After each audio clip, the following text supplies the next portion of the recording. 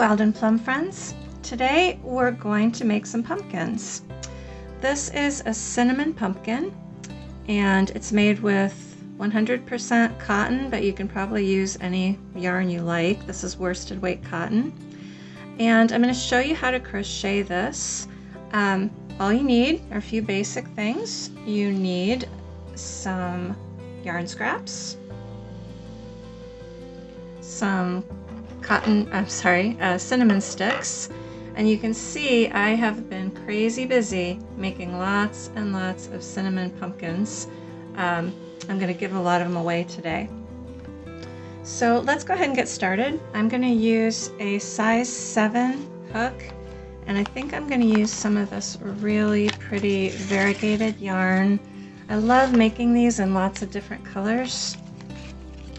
This is Sugar and Cream Playtime.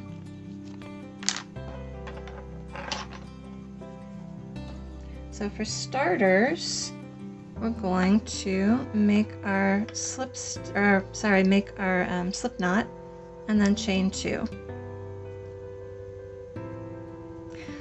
I know the size 7 4.0mm hook might seem a little small for worsted weight yarn. I like it because I like my pumpkins to be nice and tight. I want all of the stitches really tight so that the Fiberfill doesn't show through too much.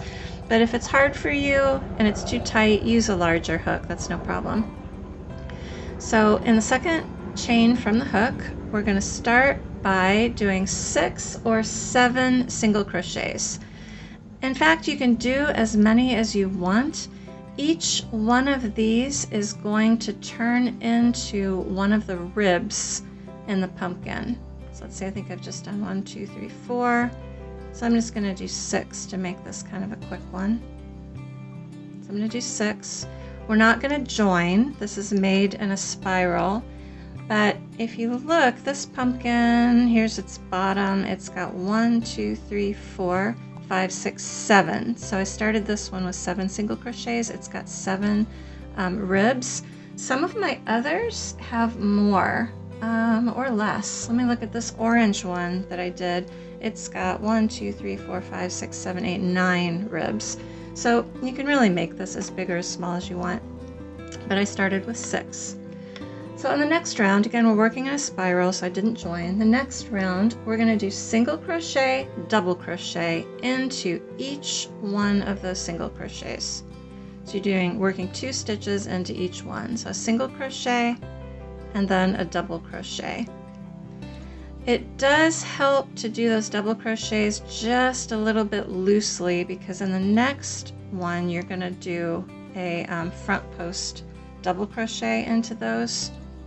So if they're a little bit looser, that makes it a little bit easier to do those front post double crochets. Okay, so I did 2, here's 3, single crochet, double, whoops, I split my yarn. Ah! That sort of looser double crochet. That's 3, here's the 4th one, single crochet, double crochet. Now, since we're working in a circle, it might help you to put a marker in your first stitch so you know when you've gotten to the end of the circle. But if you don't mind counting, if you don't mind keeping track, you don't need a marker.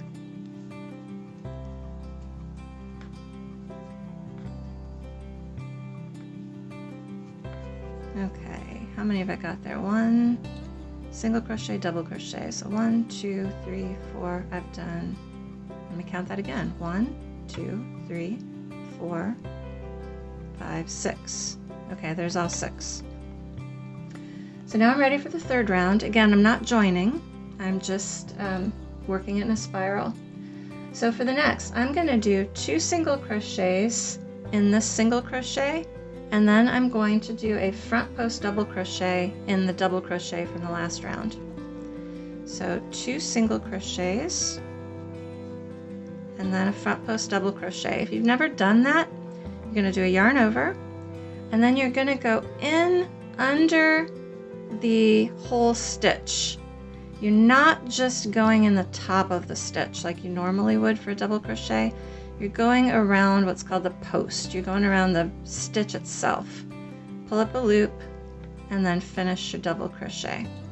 So we're going to do that all the way around. Here's the next single crochet. So I'm going to do 2 single crochets, and then I'm going to do a front post double crochet. This is where, if you made those double crochets on the last round a little bit more loose, it's a little easier this round. Okay, there's the next single crochet. So I'm going to do 2 single crochets and then a front post double crochet. 2 single crochets and a front post double crochet. We're going to do this 6 times, and this is where those ribs are beginning. So I now have 3 ribs. So I'm going to need 3 more because I started with 6 single crochets around that first round. Okay, another front post double crochet, 2 single crochets, front post double crochet,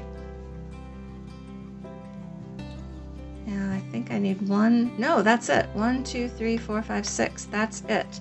So I'm back to the beginning again. If I had used a marker, I would have put the marker right here. All I'm going to do for the rest of the increases until I get a diameter as big as I want, I'm just going to keep increasing in that first single crochet. So for the next round, round 4, I'm going to do 2 single crochets, then another single crochet, and then the front post double crochet. So 2 single crochets in the next stitch, a single crochet here, and then I'm ready for the next front post double crochet in the last front post double crochet. So I'm just adding I'm adding an extra single crochet in the stitch that's right after the front post double crochet, and that increases enough to make it lie flat, and to increase exactly the right number of stitches for it to lie flat, which you don't need it to lie flat because it's eventually going to be a sphere, but it's a good way to increase when you're working in the round, is just adding a stitch after each one. So I got 1, 2, 3, and then the front post double crochet, and then 1, another one in that same stitch, and then a single crochet there, and then another front post double crochet.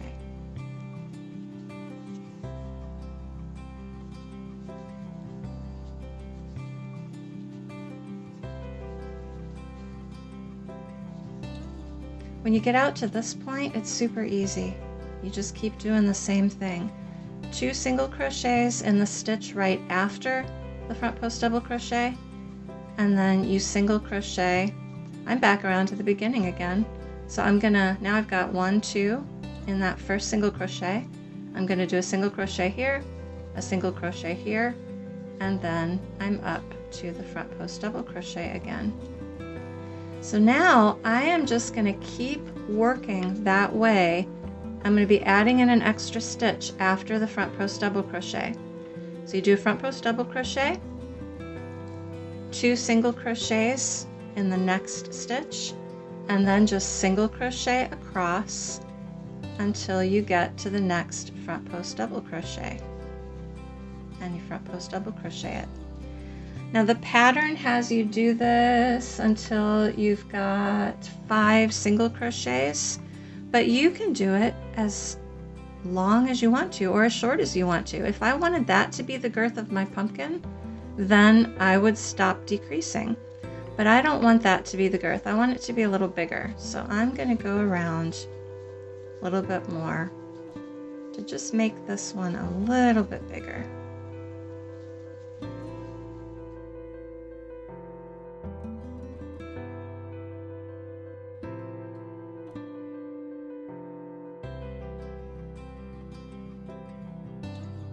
Yeah, that looks pretty good. I'm going to make a really small pumpkin this time. So I'm going to say that's enough increasing. I don't want to make it any bigger. I want it to be a cute little pumpkin. So now all I'm going to do is work a few rows. You could do one row or you could do as many as you want. Just straight, no increases. I'm going to single crochet in every single crochet, and then I'm going to front post double crochet in every front post double crochet. So I'm not increasing anymore. And what happens when you're working in the round like this and you stop increasing, it starts to make a cup.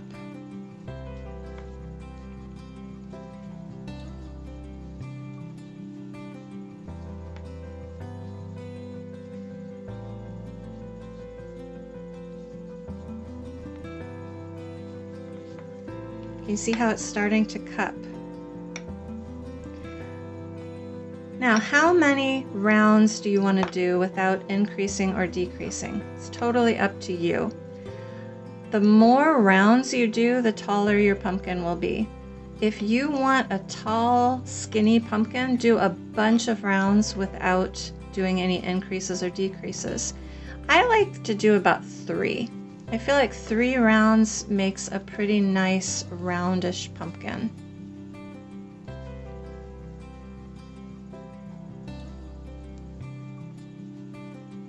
So I'm just going to work until I feel like I'm happy with the height of the pumpkin. These are so quick to make. You saw my pile of them. Whoops, unless you're splitting yarn. You saw my pile of them over here. Most of those I made while I was waiting for my daughter while she was in a class. These are really nice little projects to take with you. Once you understand the pattern, you don't even need to have the pattern in front of you. You can just make these without even looking at it. These make nice gifts too. Last year I gave away sets of 3 of these right around Halloween. They're nice for centerpieces for your table. Now you may notice I have lost track of how many times I've gone around. I haven't really been paying attention. That's how my cup's looking right now. I feel like I want a little bit more, so I'm going to do another round or 2. I want it to be just a little bit taller than that. I like the way the colors are coming out in this one. I think this is going to be cute. It kind of looks like a sun-dappled pumpkin sitting in the field. Alright, what do we think? Yeah, I think that's pretty good. Alright, now I want to start decreasing. Just like I increased by doing 2 stitches in that first single crochet right after the front post double crochet, I'm going to decrease now by doing a single crochet decrease. So what I do is I pull up a loop in this single crochet, I pull up a loop in the next single crochet, I yarn over and go through, and that's my decrease. And then I just single crochet across to the next front post double crochet. And I front post double crochet it. So I'm going to decrease again by pulling up a loop in each of the next 2 stitches and then making a single crochet.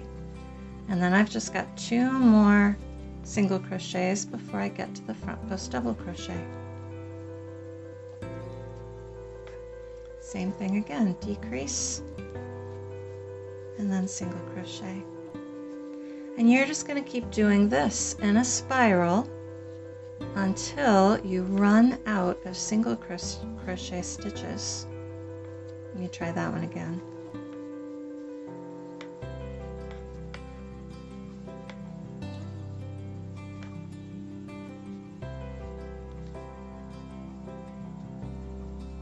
So every time, all I do is do a single crochet decrease right after the front post double crochet, and then just single crochet across to the next rib. I know pumpkins, actually, they don't have sticky outy ribs like this. They tend to have ribs that like go to the inside. It's more of a divot than an outer rib. But I really think this is cute with the front post double crochets. I used to hate front post double crochets. Who introduced me to them was the Firefly hook. I used to do some pattern testing for the Firefly hook, and she gave me this pattern with front post double crochets, and I was like, what is this and why are you making me do this? And now I found they are so handy. They almost look a little bit like cables if you knit and you do cables when you knit.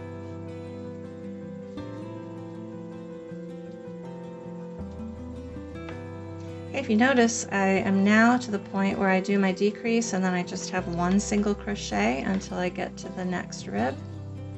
So we're getting close to the top. Oh, now I'm to the point that I only have 2 single crochets in between the ribs. So I'm going to decrease and then do a rib. And then decrease and then do a rib. Because I have 6 ribs, I'm just going to do that 6 times.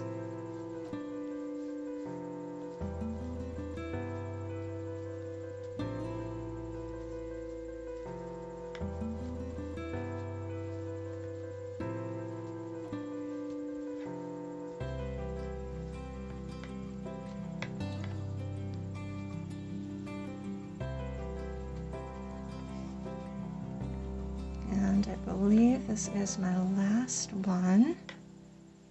Yep.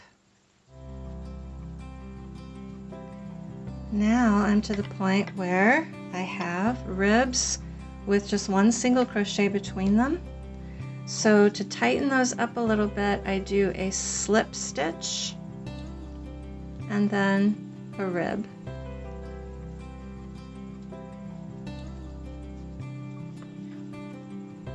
And then a slip stitch. I called it a rib, but it's really a front post double crochet. And a slip stitch. It just tightens that top up a little bit. You are not actually going to close the top because you still need to stuff your pumpkin. And we're going to put cinnamon sticks in for the stem, so you don't actually close the top, but you just want it to be a little bit tighter before you will cinch it, but you're not going to cinch it all the way. And a front post double crochet. And I think I got all the way around. I did. So now I'm going to leave a little bit on of a tail there. So there's my pumpkin. The top is still a little bit big. Okay, so I've got this and I am ready to go with stuffing it. I just use Fiberfill to stuff things. Some people like to use old yarn. You can use whatever you want, but I find Fiberfill to be a handy thing to use. And here is my stuffed pumpkin. Got him all stuffed. And after he's stuffed, I just want this to be a little bit open so that I can put the cinnamon stick in at the end. So when you're ready, just use that long tail that you left and thread it through, and you can cinch it up. But you don't want to cinch it up all the way. You just want to cinch it up enough so that you can put the cinnamon stick in. So next, let's do the leaf. The leaf and the little vine make it so cute. I'm going to use a dark green for this.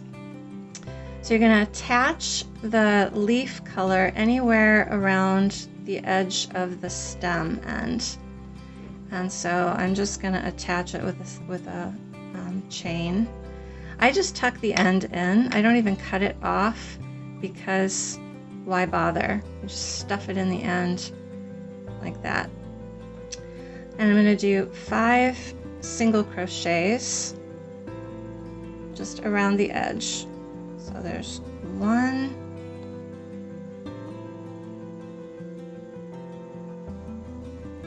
2,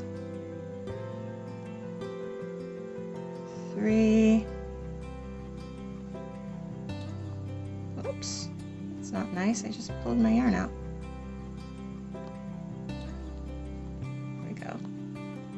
4, and I'll do 1 more here. 5. Okay, chain 1 and turn. And then I'm going to do a single crochet decrease. So in those first 2 stitches, pull up a loop. each of the first 2 stitches, and then single crochet through those. And then I've got 3 more single crochets. 1, 2, 3. Then I'm going to single crochet and turn. No, I didn't. I did it fine. Okay. And then single crochet in those next 2. And then chain 1, single crochet, decrease. And then single crochet in that one. Chain 1 and turn, and we're going to do a single crochet decrease in this last stitch, and then finish that off. And then I like to leave just a little bit of a tail, and then I take my hook, go in through the middle, through the Fiberfill.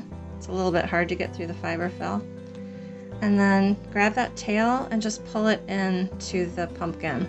It disappears, the Fiberfill hangs onto it, and it sort of tacks down the leaf a little bit. Now these are not toys, these are not for kids or animals. If you're going to give these pumpkins to a child or to an animal, you'll want to tie that down harder. You'll want to maybe not put the pumpkin stick, or I'm sorry, the cinnamon stick in it. All right, now let's make the vine. We're going to attach it again on the side.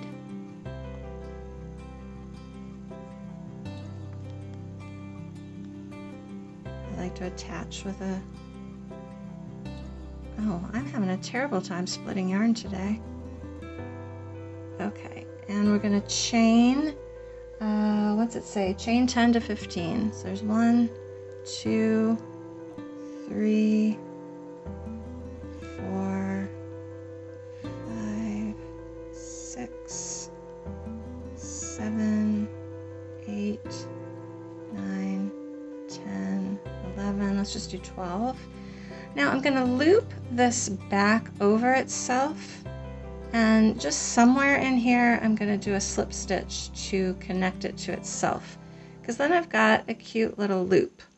I'm going to do that twice, so let's do another 12. 1, 2, 3, 5, 6, 7, 8, 9, 10, 11, 12, and I'm going to make another loop. I'm going to go circle it back around itself and do a slip stitch to hold it into place, and then just a few more stitches for the end of the little ivy sort of looking thing. Cut your yarn. I do the same thing with the end of this, just to sort of tack it in place so it's not flopping around. If you want, you can take some stitches to hold these into place. So there we've got the pumpkin, we've got the leaf, we've got the little vine coming off of it, and then all I do is I take a cinnamon stick, break it in half, take a cinnamon stick, break it in half. Let's use a smaller one. Take a cinnamon stick and break it in half. There we go. Now if you want to make it really secure, put a little glue around the bottom of it. Let's go ahead and do that. So I'm going to put some glue around the bottom of my cinnamon here.